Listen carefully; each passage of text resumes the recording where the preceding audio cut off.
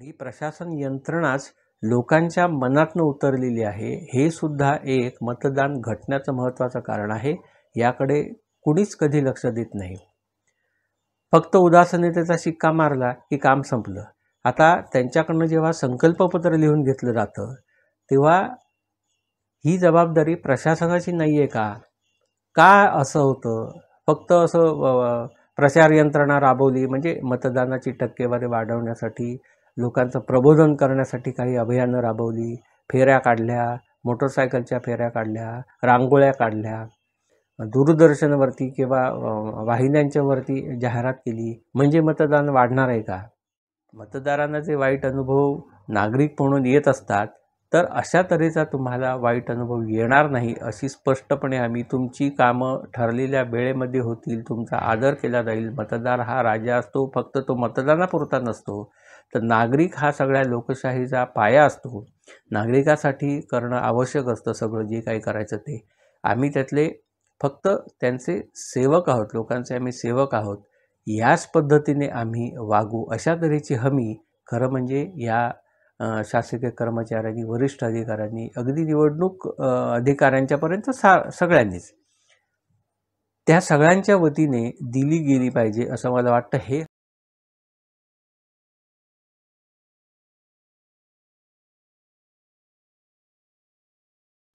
नमस्कार, मी प्रमोद कोनकर. सध्या विधानसभेची निवडणूक सुरू आहे, त्या पार्श्वभूमीवरती आपले काही विचार मांडावेत त्यासाठी हा व्हिडिओ करतोय. दूरदर्शन, मुंबई तक, NDTV अशा वेगवेगळ्या दूरदर्शनच्या वाहिन्यांच्यावरती माझे बाईट्स झाले, मला प्रश्न विचारले गेले, त्याला मी उत्तरं दिली, ती प्रसारितही झाली. काही कार्यक्रम लाईव्ह होते. पण त्या सगळ्यामध्ये एक प्रश्न विचारलाच गेला नाही किंवा त्याची चर्चा कुठेही होत नाही, माध्यमांच्यामध्ये होत नाही, वर्तमानपत्रांच्यामध्ये होत नाही. त्या दृष्टिकोनातून हा एक विषय घ्यावा असं मला वाटतं. तो निवडणुकीच्या संदर्भातला आहे. निवडणुकीत मतदानाची टक्केवारी वाढावी यासाठी खूप प्रयत्न प्रशासनातर्फे केले जात आहेत. गेली काही वर्ष असे प्रयत्न सुरू आहेत. निवडणूक आली की महिनाभर 22 दिवस साधारणपणे हे प्रयत्न मोठ्या प्रमाणावरती केले जातात. कितीतरी शासकीय यंत्रणा मोठी त्याच्यामध्ये राबवली जाते.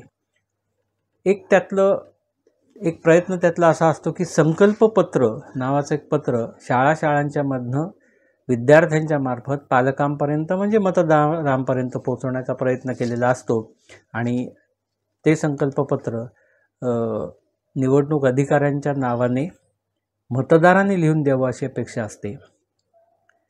आणि त्यामध्ये असं म्हटलेलं आहे की जो अमूल्य अधिकार मला मतदानाचा लोकशाहीने दिलेला आहे त्या अधिकाराचा मी कोणत्याही परिस्थितीमध्ये वापर करेन. मतदान करून आपल्या उमेदवार निवडण्याचा फक्त माझा अधिकार नसून ती माझी राष्ट्रीय जबाबदारी आहे. मी अशी शपथ घेतो की म्हणजे शपथही त्याच्यामध्ये मतदारांच्याकडनं करून घेतलेली आहे. देशहिताकरिता जनतेच्या इच्छा आकांक्षा पूर्ण करू शकणाऱ्या सर्वोत्तम उमेदवाराची निवड करण्यासाठी मी माझ्या कुटुंबातील सदस्यांना तसेच माझ्या परिचित व्यक्तींना मतदान करण्यासाठी प्रेरित आणि प्रोत्साहित करेन. मी अशीही शपथ घेतो की मी धर्म, वंश, जात, समाज, भाषा यांच्या विचारांच्या प्रभावाखाली न येता किंवा कोणत्याही प्रलोभनाला बळी न पडता मतदान करण्याची जबाबदारी मी पार पाडेन. आता हे जे संकल्पपत्र आहे ते प्रत्येक मतदाराने लिहून द्यावं. एका कुटुंब प्रमुखाने ते निवडून द्यावं अशी अपेक्षा त्याच्यामध्ये व्यक्त केलेली आहे. आणि मतदानाची टक्केवारी कमी आहे त्यासाठी ती वाढावी यासाठी हे जे अनेक प्रयत्न केले जातात त्यापैकी एक प्रयत्न आहे. हा प्रयत्न समजू शकतो. याचबरोबर वेगवेगळ्या मतदानासाठी प्रवृत्त करणाऱ्या फेऱ्या आयोजित केल्या जातात. अलीकडेच समुद्रामधनं एक नौकांची फेरी आयोजित करण्यात आलेली होती. त्याच्यानंतर ठिकठिकाणी शाळा महाविद्यालयांचे जे विद्यार्थी आहेत ते मतदार जनजागृती अभियान राबवतात, शासकीय कर्मचारी राबवतात, वेगवेगळ्या जिंगल ट्यून्स आहेत त्याही मतदानाला प्रवृत्त करण्यासाठी वाजवल्या जातात, प्रत्येक फोनवरती त्या वाजतात. हे सगळं खरं आहे आणि त्या सगळ्याचं कारण काय आहे तर मतदानामधली टक्केवारी वाढत नाही. शासकीय भाषेत सांगायचं तर मतदानाचा टक्का वाढवण्यासाठी, म्हणजे टक्केवारी त्यांना वाढावी अशी अपेक्षाच नाही की काय एखादाच टक्का वाढावा की काय अशीच एवढीच अपेक्षा आहे की काय असं वाटून जातं. तर ते काही असो, मतदानाची टक्केवारी वाढावी यासाठी हे प्रयत्न असतात आणि हे संकल्पपत्र मतदारांकडनं लिहून घेतलं जातं. मला याच गोष्टीवरती आक्षेप घ्यावासा वाटतो, कारण मतदार जेव्हा आपली जबाबदारी वर्षातनं 5 वर्षातनं एकदा आणि त्यातही अगदी 5 मिनिटांसाठी आपली जबाबदारी पार पडत असतो आणि त्यावरती सगळी लोकशाही अवलंबून असते. त्यामुळे मतदानाला आणि मतदाराला खूप महत्त्व आहे, हे तर खरंच आहे.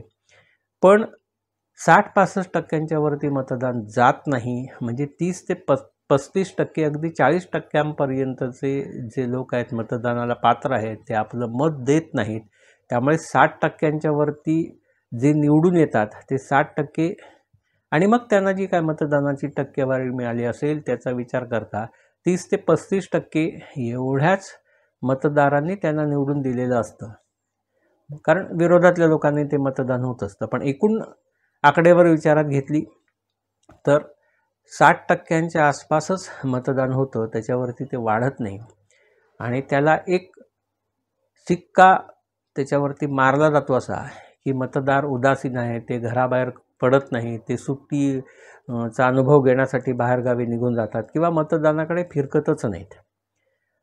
पण ही उदासीनता का आहे याचा विचार मात्र अजिबात केला जात नाही असं माझं मत आहे.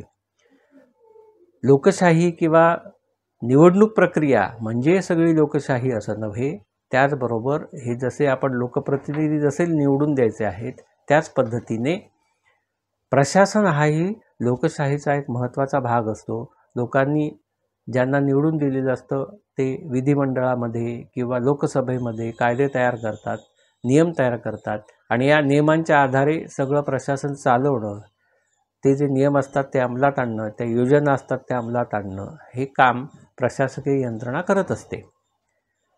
ही प्रशासकीय यंत्रणा म्हणजे सुद्धा लोकशाहीचा एक महत्त्वाचा भाग आहे. पण ही प्रशासन यंत्रणाच लोकांच्या मनातनं उतरलेली आहे, हे सुद्धा एक मतदान घटण्याचं महत्त्वाचं कारण आहे. याकडे कुणीच कधी लक्ष देत नाही. फक्त उदासीनतेचा शिक्का मारला की काम संपलं. आता त्यांच्याकडनं जेव्हा संकल्पपत्र लिहून घेतलं जातं तेव्हा ही जबाबदारी प्रशासनाची नाही आहे का? का असं होतं? फक्त असं प्रचार यंत्रणा राबवली, म्हणजे मतदानाची टक्केवारी वाढवण्यासाठी, लोकांचं प्रबोधन करण्यासाठी काही अभियानं राबवली, फेऱ्या काढल्या, मोटरसायकलच्या फेऱ्या काढल्या, रांगोळ्या काढल्या, दूरदर्शनवरती किंवा वाहिन्यांच्यावरती जाहिरात केली, म्हणजे मतदान वाढणार आहे का? लोकशाहीचा जर निवडणूक हा एक भाग असेल तर प्रशासन यंत्रणा हा सुद्धा एक अत्यंत महत्त्वाचा भाग आहे. आणि प्रशासनाबाबतची लोकांची जी उदासीनता आहे, दररोज आता आपण म्हणतो, विनोदाने म्हणतो आणि अनेक लोकांना अनुभव येतो की निवडून आलेले लोकप्रतिनिधी जे कोणी असतील ते 5 वर्ष फिरकत नाहीत, निवडणूक आली की फिरकतात. हे अनेक वेळा खरंही असतं.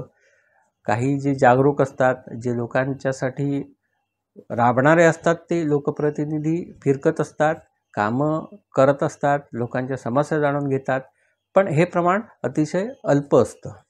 अगदी हाताच्या बोटावर मोजावे एवढेच आमदार मला वाटतं हे काम एकंदरीत करत असावेत. बाकी सगळं जर आताचं राजकारण बघितलं तर एकमेकांच्यावरती आरोप प्रत्यारोप करणं याच्या पलीकडे त्यांना लोकशाही म्हणजे काय हे माहीतच नसावं अशी स्थिती आहे. तर तो एक भाग वेगळा आहे.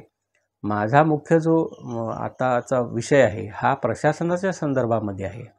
अगदी तलाठी कार्यालयापासून ते वरिष्ठ कुठल्याही कार्यालयापर्यंत गेलं तर शासकीय काम आणि 6 महिने थांब हा जो एक वाक्प्रचार आहे त्याचं प्रत्यंतर प्रत्येक वेळेला येतं. अगदी साधा 7/12चा उतारा काढायचा झाला, आता अलीकडे तो ऑनलाईन मिळतो हे तर खरंच आहे, पण 8अ सारखा किंवा त्याला अनुषंगिक अशी जी काही कामं आहेत, जी काही कागदपत्र आहे, जी तलाठी प्रत्यक्ष देत असतो, त्यासाठी जर का एखादा ग्राहक नागरिक तिथे गेला तर त्याचं काम ते त्याच दिवशी एकाच दिवशी होईल अशी शक्यता नसते.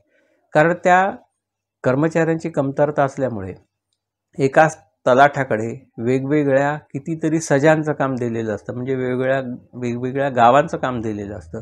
त्यामुळे ते आपल्या गावात निघून गेलेले असतात. परत ते कर्तव्य करत असतात, कर्तव्यावर नसतात अशातला भाग नाही. पण एखादा जो नागरिक आहे तो आपला वेळात वेळ काढून जो त्या कार्यालयात जातो तर त्याचं काम त्याचं होत नाही. त्याच्या दिवसाला, त्याच्या श्रमांना, त्याच्या तासांना काही महत्त्वच नाही का? तो गेला तर त्याचं काम तातडीने व्हायला पाहिजे. आणि समजा तो तलाठी जागेवरती नसेल तर तिथे जो कोणीही कर्मचारी असेल दुसरा, ते पर्यायी व्यवस्था करणारा किंवा शासनाचा किंवा त्या कार्यालयाचा एक भाग म्हणून त्यांनी तो जो येणारा ग्राहक असेल, येणारा नागरिक असेल, त्याच्याकडनं त्याचं काम लिहून घेऊन त्याला तलाठी कार्यालयामार्फत उलट फोन गेला पाहिजे, पत्र गेलं पाहिजे, सांगावा गेला पाहिजे किंवा त्याचं जे काही काम असेल ते लिहून घेऊन ते कमी वेळेमध्ये पूर्ण व्हायला पाहिजे. पण असं होण्याची शक्यताच नसते, अशी कल्पनाच कोणी करू शकत नाही, अशी स्थिती आहे. हे साधं तलाठी कार्यालयातलं काम झालं. इतर कुठल्याही शासकीय कार्यालयामध्ये आणखीन वेगळा अनुभव येत नाही. शेतीच्या संदर्भातली कामं असतील तर त्याचाही तसा अनुभव येत नाही. शिक्षण खात्याच्या संदर्भातलं असेल तर तिथलाही काही तसं होत नाही. साधं नेहमीच आपण बघतो जास्ती इतर कार्यालयांशी क्वचितच संबंध येतो किंवा आला तर अनेक वेळेला नंतर कामं झाली तरी चालणार असतात. पण हॉस्पिटल्स म्हणजे रुग्णालय आहेत, ही रुग्णालय शासकीय रुग्णालय आहेत, सगळ्या सुविधा तिथे उपलब्ध आहेत असं म्हटलं जातं. पण डॉक्टर्सची कमतरता असते, यंत्रणांची कमतरता असते. यंत्रणा असेल तर त्याच्यासाठी आवश्यक असलेले तंत्रज्ञ कमी असतात. थोडक्यात म्हणजे असं काम होत नाही. आणि जर का ओळखीचा कोणीतरी असेल, आमदार असेल, आणखीन कुठली तरी तिथे वजन असलेली व्यक्ती असेल हॉस्पिटलमध्ये तरच त्याचं काम ते लगेच होतं, तरच त्याच्यावरती उपचार सुरू होतात. आणि मग अन्यत्र हलवणं असेल किंवा आणखीन त्याला सुविधा काही द्यायच्या असतील तर त्या देणं, अशा तऱ्हेची कामं असतात. ती अशी ओळख असेल तरच होतात. जी स्मूथली, सरळपणे जी आपोआप व्हायला पाहिजेत ती होत नाहीत, असं प्रत्येक कार्यालयाचं सांगता येईल. मग जेव्हा आपण संकल्पपत्र मतदारांच्याकडनं लिहून घेतो, जे 5 वर्षातनं एकदाच मतदान करणारे असतात, म्हणजे लोकसभेला असेल किंवा विधानसभेला असेल किंवा ग्रामपंचायतीला असेल, जिल्हा परिषदेला असेल, पंचायत समितीला असेल, दर 5 वर्षांनी निवडणूक होते आणि त्या 5 वर्षांनी येणाऱ्या निवडणुकीचा एक भाग म्हणून मतदान अत्यंत आवश्यक असतं. आणि हे त्यांनी प्रवृत्त त्यासाठी व्हावं यासाठीचा एक प्रयत्न आहे.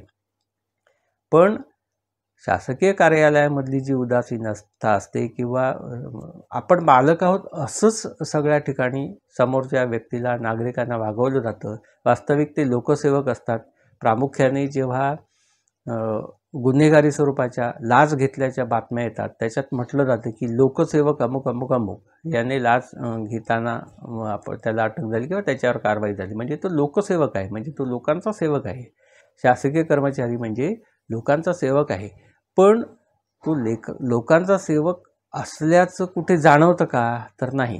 तो मालक असल्याच्या थाटातच वावरत असतो. त्याला वाटलं तरच तो काम करतो, त्याला वाटेल तेव्हाच तो काम करतो. आणि लाच आणि भ्रष्टाचार हा तर गोष्ट प्रत्येकाला माहितीच झालेला आहे. ते सहजपणे कोणी बोलू शकत नाही ओपनली, म्हणजे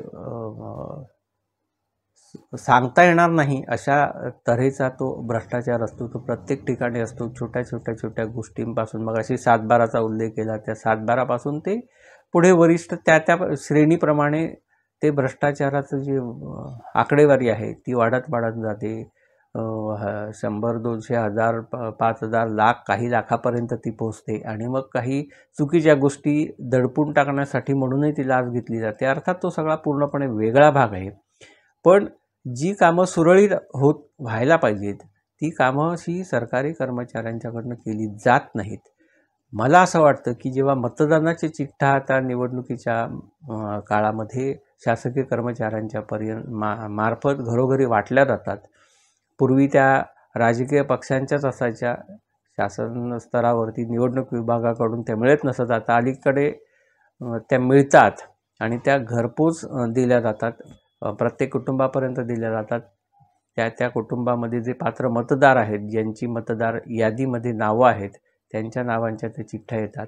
मग या चिठ्ठीच्या बरोबरच जिल्हा निवडणूक अधिकारी असेल, तालुका निवडणूक अधिकारी असेल, विभागीय अधिकारी असेल निवडणुकीचा, यांनी खरं हमीपत्र दिलं पाहिजे मतदारांना. मतदारांना जे वाईट अनुभव नागरिक म्हणून येत असतात, तर अशा तऱ्हेचा तुम्हाला वाईट अनुभव येणार नाही अशी स्पष्टपणे आम्ही तुमची कामं ठरलेल्या वेळेमध्ये होतील, तुमचा आदर केला जाईल. मतदार हा राजा असतो, फक्त तो मतदानापुरता नसतो, तर नागरिक हा सगळ्या लोकशाहीचा पाया असतो. नागरिकासाठी करणं आवश्यक असतं सगळं जे काही करायचं ते. आम्ही त्यातले फक्त त्यांचे सेवक आहोत, लोकांचे आम्ही सेवक आहोत. याच पद्धतीने आम्ही वागू अशा तऱ्हेची हमी खरं म्हणजे या शासकीय कर्मचाऱ्यांनी, वरिष्ठ अधिकाऱ्यांनी, अगदी निवडणूक अधिकाऱ्यांच्यापर्यंत सगळ्यांनीच त्या सगळ्यांच्या वतीने दिली गेली पाहिजे असं मला वाटतं. हे हमीपत्र देऊन तर बघा, संकल्पपत्र भरून काय होणार आहे, तर तिथली कागदपत्र वाढतील, फक्त कागदांचे गठ्ठे वाढतील, या पलीकडे काही होणार नाही. पण या निमित्ताने तुम्ही जर घरापर्यंत पोचलात आणि काय असू शकतं, लोकांचं प्रबोधनही आवश्यक असतं काही बाबतीत. म्हणजे मी म्हणेन तेच झालं पाहिजे, तसंच झालं पाहिजे असं एखादा नागरिक म्हणत असेल तर तीही चुकीची गोष्ट आहे. पण नियमानुसार जे काही असेल ते कमीत कमी वेळेमध्ये आणि नागरिकांना कुठल्याही तऱ्हेचा त्रास होणार नाही, कोणत्याही खात्याच्या बाबतचा त्रास होणार नाही. नागरिक आणि मतदार हाच लोकशाहीचा पाया आहे, तोच लोकशाहीचा राजा आहे, याची आम्हाला पूर्णपणे कल्पना आहे. आम्ही या लोकांचे, सर्व तुम्हा जनतेचे आम्ही सेवक आहोत आणि सेवक राहू म्हणून जी आमची जबाबदारी आहे ती आम्ही पार पाडू. अशा तऱ्हेचं जे हमीपत्र आहे हे खरं म्हणजे शासकीय अधिकाऱ्यांकडून लोकांपर्यंत पोहोचलं पाहिजे. कारण काय असतं, मतदार हा राजा म्हटला जातो हे ठीक आहे, पण तो राजा हा खरोखरीच त्या क्षणापुरताच असतो. इतर वेळेला त्याला कुणीही विचारत नाहीत, नाही शासकीय कर्मचारी अधिकारी विचारत, नाही लोकप्रतिनिधी विचारत. अगदीच एखाद्या गोष्टीचा स्फोट कुठला झाला, अति त्रासदायक झालं, तरच प्रशासन किंवा लोकप्रतिनिधीसुद्धा त्याकडे वळतात, नाहीतर त्यांना त्याचं काही पडलेलं नसतं काहीसुद्धा. तर हे जर सुधारणा याच्यामध्ये व्हायची असेल तर खरं म्हणजे जसा हा प्रयत्न संकल्पपत्राचा आहे, आता तो कितपत उपयुक्त आहे हे मी म्हटलंच आहे की फार लोक त्याच्याकडे गांभीर्याने लक्ष देतच नाहीत. मी सुद्धा आमच्या घरातनं संकल्पपत्र भरूनच दिलेलं नाही, कारण मला ही संकल्पनाच मुळात पटलेली नाही. पण अशा तऱ्हेचं जर का हमीपत्र राज्य निवडणूक अधिकारी असतील, जिल्हा निवडणूक अधिकारी असतील, उपविभागीय अधिकारी असतील, यांनी आपल्या सहीने ते घराघरापर्यंत पोचवायला पाहिजे. आणि पुन्हा त्यामध्ये त्यांनी आपले संपर्क क्रमांक दिले पाहिजेत. तुम्हाला जर का कुठल्याही याबाबतची अडचण असेल तर तुम्ही अमक्या क्रमांकाशी संपर्क साधा, या कार्यालयाशी संपर्क साधा. त्या कार्यालयामध्ये खरं म्हणजे एक लोकांच्या समस्या सोडून नेमकी समस्या काय आहे, त्याला कोणाकडे जाणं आवश्यक आहे, कुठल्या अधिकाऱ्याच्या कक्षेमध्ये हे काम येतं हे सांगणारं, मार्गदर्शन करणारं असं एक ठिकाण त्या ठिकाणी पाहिजे प्रत्येक शासकीय कार्यालयामध्ये. हे जर का ठिकाण दिलं तर मग मतदार हा राजा आहे, नागरिक हा लोकशाहीचा आधारस्तंभ आहे असं जे म्हटलं जातं त्याला काहीतरी अर्थ प्राप्त होईल. आणि त्यासाठी प्रयत्न प्रशासकीय पातळीवरती व्हायला पाहिजेत असं मला स्वतःला वाटतं. तर संकल्पपत्र देण्यापेक्षा असं हमीपत्र शासकीय अधिकाऱ्यांनी, शासकीय यंत्रणेने लोकांना दिलं पाहिजे. कारण इतर वेळेला ते कधी कोणाकडनं काही दिलंच जात नाही ना. नागरिकांना काय मिळतं, नागरिकांना फक्त आदेश मिळतात. जरी ते गोड शब्दात सांगितले जात असले तरी ते आदेशच मिळतात. पण आम्ही ह्या लोकशाहीच्या सगळ्या यंत्रणेमधले महत्त्वाचे आहोत, जबाबदार व्यक्ती आहोत, जबाबदार अधिकारी आहोत, याची आम्हाला जाणीव आहे. आणि ती जाणीव आम्ही सतत ठेवू आणि लोकांची त्या पद्धतीने वागू, हिडीस करणार नाही. अशा तऱ्हेची हमी या शासकीय अधिकाऱ्यांनी आणि कर्मचाऱ्यांनी लोकांना द्यायला काय हरकत आहे. प्रयत्न तर करून बघा. संकल्पपत्र हा जर एक उपाय असेल तर हे हमीपत्र हा त्यातला आणखीन एक महत्त्वाचा उपाय असं मला वाटतं. त्या दृष्टीने पुढच्या काळामध्ये काही व्हायला हवं असं मला वाटतं. एवढं सांगतो आणि थांबतो.